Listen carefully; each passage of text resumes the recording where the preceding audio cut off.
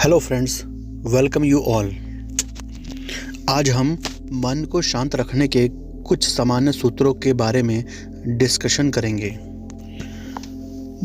मन को शांत रखने के लिए ये ज़रूरी है कि हम कभी-कभी कुछ बातों को भूलना सीखें। हर बात को दिल से लगा लेना और हर समय उसी के बारे में सोचते रहना एक समस्या और मन को अशांत करने का कारण बनता है।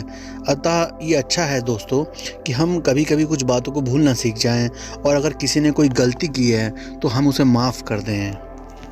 किसी को माफ़ करना कोई मामूली बात नहीं है, ये वीरों का लक्षण है। किंतु किसी को माफ़ कर देने से आपका मन शांत हो जाता है, आपके मन में कोई बोझ नहीं रह जाता है। अन्यथा अशांत मन से आप कई दिन तक परेशान रह सकते हैं। अतः दोस्तों, मन को शांत रखने के लिए दूसरों को माफ़ करना और कुछ ऐसी बातों को जो हमारे काम की नहीं है, हमें डिस्टर्ब कर रही हैं, उनको भूलना हमें सीखना चाहिए। नंबर 2 दोस्तों, पहचान पाने की लालसा ना रखें। आप अपना कर्म करते रहें। यकीन मानिए, अगर आपका कर्म बेहतरीन होता है और रिमार्केबल होता है, लोग खुद आपको पहचानने लग जाएंगे। कई बार ये होता है कि हम कोई काम करते हैं और हम सोचते हैं कि इससे हमें कोई पहचान मिलेगी, पर हमारे काम को उतना आइडेंटिफाई नहीं किया जाता है, उतनी प्रशंसा नहीं की जाती है, हमें वो पहचान नहीं मिलती है, जिस वजह से हम अशांत रहने लग जाते हैं कि सारा काम मैंने किया, इतने अच्छे तरीके से किया और तब भी ना तो मुझे कोई अप्रिशिएट कर रहा है, ना मेरी प्रशंसा कर रहा है, ना मुझे कोई उसके बारे में समझा रहा है, मान रहा है। इस वजह से हमारा मन अशांत हो जाता है। अतः ये बहुत इम्पॉर्टेंट है कि हम जो भी काम करें, हम उसके फल की चिंता ना करें। आप यकीन मानिए, आप केवल कर्म करते रहिए, धीरे आपकी पहचान बनने लगेगी। उदाहरण के लिए आप किसी भी हीरो को लीजिए, शाहरुख खान को ही ले लीजिए। शाहरुख खान की शुरू की फिल्में इतनी रिकॉग्नाइज नहीं हो रही थी, पर धीरे वो आज सुपरस्टार बन गए हैं। अमिताभ बच्चन की भी 11 फिल्में फ्लॉप हुई थी, पर धीरे उनका काम रिकॉग्नाइज किया जाने लगा और वो आज महानायक हैं सती के। तो अतः दोस्तों, अपने मन को अशांत ना करिए, पहचान पाने की लालसा ना रखिए। आपका कार्य स्वयं आपको पहचान दिला देगा। तीसरा, किसी के काम में आप तब तक दखल मत दीजिए जब तक कि वह आपसे स्वयं उसके बारे में पूछे नहीं, वो आपकी राय ना दे। हमारी आदत होती है कि हम दूसरों को बिना मांगे राय देने लग जाते हैं, और चूंकि आपको लगता है कि ये काम ऐसा होना चाहिए, पर वो व्यक्ति आपकी राय को बिल्कुल भी महत्व नहीं देता और आपको पता है कि वो गलत कर रहा है, और उसके बावजूद वो आपकी राय को महत्व नहीं देता है, तो आपका मन अशांत हो जाता है कि देखो ये गलत काम कर रहा है, मैं इसको समझा रहा हूँ और तब भी ये इसको अनदेखा कर रहा है। तो ऐसे में आप अशांत हो जाते हैं। दोस्तों, सबसे अच्छा है कि आप प्यासे को कुएं के पास आने दीजिए। अब जब कभी भी, ये तो ऐतिहासिक साक्ष्य है, ये तो ज़िंदगी का नियम है, ये एक प्रैक्टिकल है कि जब भी कुआं प्यासे के पास जाता है तो प्यासा कुएं की उपयोगिता या महत्व को नहीं समझता है। तो मैं आपसे बस इतना कहना चाहूँगा कि आप दूसरों के कामों में दखल ना दें या फिर बिना मांगे राय ना दिया करें, जब तक वह व्यक्ति स्वयं आपके महत्व को समझते हुए आपसे राय नहीं मांगता है। जब वो आपसे राय मांगेगा और आप उसको जो कुछ भी बताएंगे, जो भी मार्गदर्शन करेंगे, जो भी उसको समझाएंगे, वो तब उसको इतना महत्व देगा जो कि पहले नहीं देता। अतः किसी के काम में ना तो दखल दें और ना ही बिन मांगे राय दें। जब वो मांगे तभी आप उसको राय दीजिए। मन को शांत रखने का चौथा सूत्र दोस्तों, खुद को प्रत्येक माहौल में ढाल लेना। हो सकता है अभी आप किसी अच्छे माहौल में हो, माहौल आपके अनुसार तारतम्य में बैठा रखा है, माहौल आपके अनुसार है। कभी कभी ऐसा होता है कि हमें किसी दूसरे के माहौल में जाना पड़ता है, ना तो वहाँ के लोगों को हम जानते हैं, ना वहाँ की जलवायु या अन्य चीज़ें, एटमॉस्फेयर को हम पसंद कर रहे हैं, उससे हम सामंजस्य नहीं बैठा पा रहे हैं। मान लीजिए आप किसी ऐसे स्थान पर आपको भेज दिया गया, ट्रांसफ़र कर दिया गया आपका, या फिर आपको किसी थोड़ी देर के लिए किसी पार्टी में जाना पड़े। अब आप उसमें सहज नहीं हो रहे हैं, वो आपके व्यक्तित्व, आपकी मानसिकता, आपकी बुद्धिमत्ता के अनुसार वो जगह नहीं है, परंतु आप वहाँ पे अशांत ना हों। प्रत्येक माहौल में खुद को ढालने की चेष्टा करें। व्यक्ति वो है जो प्रत्येक माहौल में ढल जाए। देखिए दोस्तों, आपको कठोर नहीं बनना है, आपको लचीला बनना है।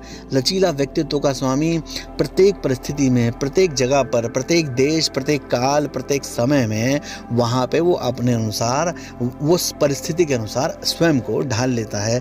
तो दोस्तों, खुद को माहौल में ढालने की चेष्टा करें, या नहीं अन्यथा आपको टेंशन होता रहेगा, आप परेशान होते रहेंगे, और परेशान होने से कुछ नहीं होता है। दोस्तों, जैसा भी समय हो, अच्छा समय हो, बुरा समय हो, अच्छी जगह हो, बुरी जगह हो, अच्छे लोग हों, बुरे लोग हों, प्रत्येक व्यक्ति के साथ, प्रत्येक जगह के साथ आप अपना सामंजस्य बैठाएं। पांचवा सूत्र है दोस्तों कि काम उतना ही हाथ में लेना चाहिए जितना आपकी करने की क्षमता हो। कई बार हम अधिक से अधिक काम लेते चले जाते हैं और हम वर्कलोड से इतना ज़्यादा दब जाते हैं कि हम उस काम को पूरा नहीं कर पा रहे होते हैं। तो हम कम से कम कामों को जितना अधिक अच्छा करते, अब अधिक काम होने के कारण हम हर काम को एवरेज या बिलो देन एवरेज कर रहे हैं। इससे हमारा परफॉर्मेंस प्रभावित होता है। जब हमारा परफॉर्मेंस प्रभावित होता है तो अनसेटिस्फैक्शन, असंतोष का जन्म होता है, और इन दोनों कारकों के मिलने से हमारा मन असंतुष्ट हो जाता है, अशांत हो जाता है, हमें टेंशन हो जाती है। तो ये ज़रूरी है कि हम केवल उतना काम लें। काम से मतलब कोई भी काम हो, आप उसको उतना ही लें अपने हाथ में, या उसके लिए उतना ही कमिटमेंट करें जितना आप कर सकते हैं। इससे ना आपको टेंशन होगा, ना आपको डिप्रेशन होगा, ना आपको असंतोष होगा, और आपकी परफॉर्मेंस भी बेहतरीन बनी रहेगी। तो मित्रों, उतना ही काम हाथ में लें जितना करने की क्षमता हो। दोस्तों, मन को शांत रखने का सबसे महत्वपूर्ण छठा बिंदु, ईर्ष्या की भावना से बचें। दूसरों के बारे में आप ईर्ष्या ना करें। ईर्ष्या मतलब जब आप खाली समय में किसी के साथ बैठे हैं तो आप किसी की बुराई कर रहे हैं, आप किसी के बारे में उल्टा सीधा बोल रहे हैं। जब आप किसी के बारे में नेगेटिव या नकारात्मक विचार बोलते हैं तो दोस्तों उसमें एक प्रॉब्लम आती है, आपके अंदर भी वो नकारात्मक विचारों का जन्म हो रहा है, आप भी वैसे ही हो रहे हैं। दूसरा, आप जिसके सामने वो नकारात्मक बातों को बोल रहे हैं वो भी ये सोचता है कि देखो ये व्यक्ति उसके बारे में बुराई कर रहा है मेरे सामने, तो निश्चित रूप से किसी और के सामने जाके मेरे बारे में भी बुराई करता होगा। तो वो आपकी नकारात्मक छवि बन रही है, आपको ऐसा लग रहा है, आपको मजा आ रहा है। सबसे ज़्यादा रस जो आता है वो ईर्ष्या में आता है, निंदा रस बोलते हैं। किसी की निंदा करने में सबसे ज़्यादा रस आता है, बड़ा मज़ा आता है। पर दोस्तों, इससे आपको ही सबसे बड़ा नुकसान हो रहा है। एक तो समाज में आपकी छवि नकारात्मक बन रही है, आपकी छवि इस तरह से बन रही है, अरे वो तो सबकी निंदा करते रहते हैं। दूसरा, निंदा करने वाले, जिसकी आप निंदा कर रहे हैं, उस तक भी ये बात पहुँचेगी कि फला आदमी आपकी निंदा कर रहा था, आपसे ईर्ष्या करता है, तो आपकी दुश्मनी भी पैदा हो रही है। अब वो आदमी आपसे जब भी मिलेगा तो वो आपसे सकारात्मक रूप में नहीं मिलेगा, नकारात्मक रूप में मिलेगा। फिर देखिए, अगर आप दूसरों के कामों की प्रशंसा करिए, हमेशा दूसरे कामों की प्रशंसा करिए, भले ही वो आपके समक्ष हो, भले ही वो आपके समक्ष ना हो। जब आप दूसरे के कामों की प्रशंसा दूसरों के सामने करेंगे, ऐसी कंडीशन में वो सोचेंगे देखो कितना अच्छा व्यक्ति है, वो व्यक्ति है भी नहीं, उसकी प्रशंसा कर रहा है, जबकि वो व्यक्ति इस व्यक्ति की निंदा करता है। तो देखिए, इसमें आपकी छवि बहुत अच्छी बनेगी और सकारात्मक विचारों का, सकारात्मक ऊर्जा का, पॉजिटिव ऊर्जा का जन्म होगा, और आपका मन में कोई टेंशन नहीं होगा, कोई देशभाव नहीं होगा, कोई ईर्ष्या नहीं होगी। आपका चेहरा चमकता चेहरा तेज से, ओजस से युक्त होगा। तो दोस्तों, ये बेहतरीन विचार है। दूसरों की ईर्ष्या ना करिए, अगर कुछ करना है तो उनकी प्रशंसा कीजिए। प्रशंसा से अच्छा कोई कार्य इस दुनिया में नहीं है। अगर आपको ऐसा लगता है तो आप एक काम कीजिएगा, आप आज किन्हीं 3 लोगों की कोई अच्छी बात किन्हीं 3 लोगों से करिए और उनसे भी करिए, तो देखिएगा आपको खुद लगेगा वो जो व्यक्ति से आप प्रशंसा कर रहे हैं उसके चेहरे पे चमक आ जाएगी। उसके चेहरे से जो चमक आएगी ना, वो आपके अंदर एक ऐसी ऊर्जा पैदा करेगी, और हाँ, आपका एक दोस्त भी बन जाएगा। आप इसको करके देखिएगा। निंदा करने से कौन सी ऊर्जा उत्पन्न होती है, और आप किसी की प्रशंसा कर रहे हैं उससे क्या ऊर्जा उत्पन्न हो रही है, और आपके शरीर और मन मस्तिष्क पे उस ईर्ष्या और प्रशंसा का क्या प्रभाव पड़ रहा है, इसको आप आज इसको आप परीक्षण करके देखिएगा। दोस्तों 7वां बिंदु है, ऐसा कोई भी काम मत कीजिए जिसके लिए आपको बाद में पछतावा करना पड़े। कई बार हमें पता होता है ये काम गलत है, तब भी हम इसको करते हैं और बाद में पछतावा होता है। और आपको पता है कि पछतावा यानी कि अपराध बोध ही पछतावा है। इतना बुरा होता है कि वो हमारी अंदर की सारी ऊर्जा को सोख लेता है, हमें डिप्रेशन होने लग जाता है। और देखिए, डिप्रेशन ही मन का अशांत होना है, तनाव ही मन का अशांत होना है। तो उससे हम बहुत परेशानी में आ जाते हैं। हमें कई बार पता होता है कि हम फला काम कर रहे हैं और वो गलत है और उसको करने से हमें नुकसान होगा। पर दोस्तों, मैं फिर आपसे बोल रहा हूँ कि अगर आपके जीवन का आपने जो कुछ भी सीखा है जीवन में, पढ़ाई लिखाई, प्रैक्टिकल ज़िंदगी, तो उसमें आपको पता होता है, आप यकीन मानिए उसमें आपको हल्का हल्का आपके अंदर का व्यक्ति बोलता है, आपके अंदर का जो एक सकारात्मक ऊर्जा का व्यक्तित्व है बोलता है कि ये काम करने पे ये गलत हो जाएगा। तो ऐसा कोई भी काम मत कीजिए। अनजाने में हो जाए तो देखिए फिर उसका कोई बात नहीं है, पर आपको अगर ये पता है कि यार ये तो गलत मैं कर रहा हूँ, आपकी इनर सोल बोल रही है गलत कर रहा हूँ, तो फिर ऐसा कोई काम मत करिए जिससे बाद में पछतावा होगा। क्योंकि पछतावा ही डिप्रेशन है, पछतावा ही अपराध बोध है, मन को अशांत करता है, तनाव पैदा करता है। दोस्तों, 8वां बिंदु है, आप अपने दिमाग को कभी खाली ना रहने दें। खाली दिमाग, खाली व्यक्ति एक शैतान का रूप होता है। खाली दिमाग शैतान का घर होता है। अपने आप को व्यस्त रखिए। देखिए, अपने आप को व्यस्त रखिए, किसी भी चीज़ में व्यस्त रखिए। आप अपने पास हमेशा एक किताब रखिए। आप अपने पास, अगर आपको बुक पढ़ने का शौक़ नहीं है तो मोबाइल में कोई अच्छी प्रेरक कहानियाँ पढ़िए, या फिर जैसे यूट्यूब में आप इस समय वीडियो देख रहे हैं तो सकारात्मक पॉजिटिव एनर्जी, मोटिवेशन, मेडिटेशन, इस टाइप की वीडियोज़ देखिए। सक्सेस से रिलेटेड वीडियोज़ देखिए, अच्छे इंटरव्यूज़ देखिए।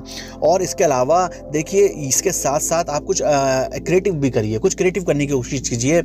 कोई बच्चे अगर आपके घर में हैं तो उनके साथ खेलिए और पढ़ाई कीजिए। जिस भी फील्ड में आप हैं उसमें और एक्स्ट्रा अपनी स्किल्स को निखारने के लिए लगातार पढ़ते लिखते रहिए और अपने शरीर पर भी ध्यान दीजिए। Body building, extra exercise, normal exercise कुछ भी करिए, वॉकिंग कीजिए, दोस्तों से बात कीजिए और कुछ नया करने की कोशिश कीजिए।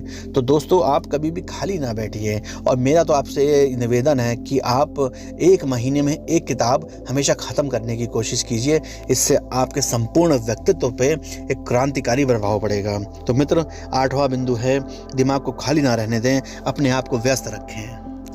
दोस्तों, सबसे लास्ट बिंदु, 9वां बिंदु, जो सबसे महत्वपूर्ण है, आध्यात्मिक भी है और वैज्ञानिक भी है, वो यह है कि रोज़ाना ध्यान करें। रोज़ाना ध्यान करें, दिन भर किए गए कामों का विश्लेषण करें।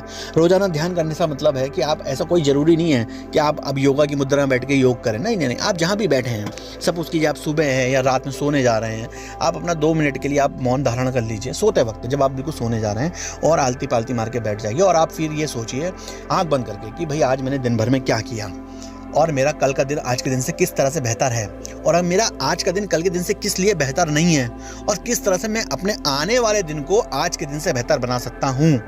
और ये जो मेरा दिन बीता है और आने वाले दिनों को मैं अपने जीवन के लिए किस तरह से उपयोगी बना सकता हूँ, ये तो आपको ध्यान लगाना है। इसके अलावा दिन भर में आपने क्या क्या काम किया उनका विश्लेषण कीजिए, क्या गलत किया, कैसे ही किया, किनको मैं अपने अनुभवों में शामिल कर सकता हूँ। देखिए, अनुभव क्या होते हैं? अनुभव ये होते हैं कि दोबारा से वो घटनाक्रम, वो विशेष परिस्थिति उत्पन्न हो, तो चूंकि आपको अनुभव है कि पिछली बार मैंने ऐसे किया था तो वो सही था कि गलत था, उसके अनुसार आप आगे से कर पाएंगे।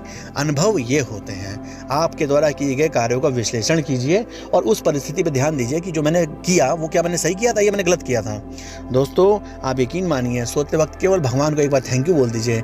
जिस भी इष्ट देव को, भगवान को, खुदा को, है ना, गुरु नानक देव को, ईसा मसीह को, जिस भी देवता को, जिस भी भगवान को या फिर परम शक्ति को, आस्तिक हो नास्तिक हो, जिस चीज़ को भी आप मानते हो, उसको धन्यवाद बोल दीजिए। हे भगवान धन्यवाद, हे ईश्वर धन्यवाद, आपने हमें इस धरती पे लाया, उसके लिए थैंक यू। आपने मेरा दिन अच्छे से बिताया, थैंक यू, मैं आपका बड़ा आभारी हूँ, है ना। फिर अपने आप को भी थैंक यू बोलिए। मान लीजिए आपका नाम है मिस्टर एक्स, तो आप बोलिए मिस्टर एक्स थैंक यू, आपने मेरे साथ अच्छा किया, आप मेरा बस ध्यान रखिए, है ना। आप अपने आप को भी धन्यवाद दीजिए, अपने आसपास की वायु को धन्यवाद दीजिए, अपने आसपास की शक्तियों को धन्यवाद दीजिए और आंख बंद करके 2 से 3 मिनट केवल सबका विचार कीजिए। आप यकीन मानिए आपका जीवन बदल जाएगा। दोस्तों, आपका बिल्कुल जीवन बदल जाएगा। ये जो 9 सूत्र मैंने आपको बताए हैं, इनको आप जरूर फोकस कीजिएगा, इनको आप एक बार पालन करके देखिएगा। ये मन को शांत रखने के 9 सूत्र बहुत ही ज़्यादा शानदार सूत्र हैं, इफ़ेक्टिव हैं, कारगर हैं। साथ में मैं आपसे बोलना चाहूँगा कि देखिए, मन क्या है और मन की शांति क्या है? मन है हम। हमारे अंदर जो कुछ है वो मन है, और शांत मन, शांत क्या है, अगर आपका मन शांत नहीं है इसका मतलब डिप्रेशन है, तनाव है। और डिप्रेशन तनाव आता कहाँ से है? डिप्रेशन तनाव हमारे कार्यकलापों से आता है, हमारे संगी साथियों से आता है। बस हमें अपने संगी साथियों और अपने कार्यकलापों को बदलना है। हम अपने संगी साथियों को एक हद तक बदल सकते हैं, परंतु अपने आप को तो बदल सकते हैं। आप केवल अपने आप को बदलिए, आपके आसपास का माहौल अपने आप बदल जाएगा दोस्तों, अपने आप बदल जाएगा। अच्छा दोस्तों, मैं अब वीडियो को समाप्त करता हूं और आपसे ये निवेदन करता हूं, अगर आपको ये वीडियो अच्छी लगी हो तो प्लीज़ लाइक कीजिएगा, शेयर कीजिएगा और सब्सक्राइब कीजिएगा। Thank you. जय हिंद।